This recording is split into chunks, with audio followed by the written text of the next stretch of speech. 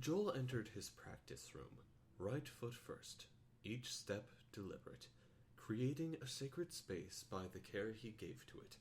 The cracks and seams of the gleaming hardwood were a conversation of sensation in his feet.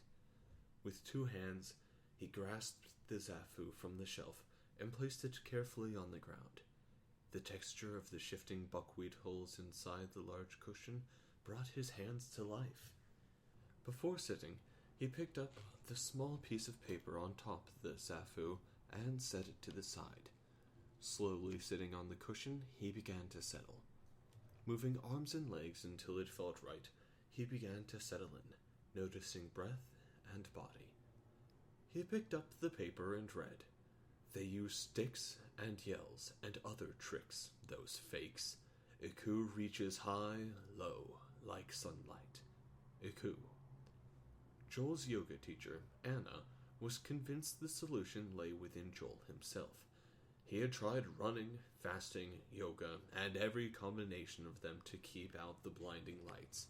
If she thought meditation was the answer, he'd practice with his whole heart. At first, Joel, a cradle Catholic, was suspicious of the Zen poets that Anna brought to class each week. The non-engagement of the verses, the complete lack of answers, were the opposite of the teachings and catechism of the church.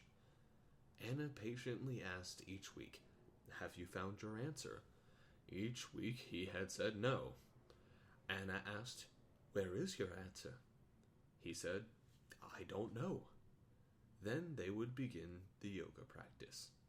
After 2 years, she asked if he would like to try another way. The next week, she brought him this small piece of paper. On one side was the short poem by the Zen master Iku. On the other was a drawing of a heart with 2 gates. She told him of the Chinese saying, "One heart opens 2 gates." The gates in every heart are to personal liberation and a need to help the world. For him to help the world, he needed to also open the gate to personal liberation.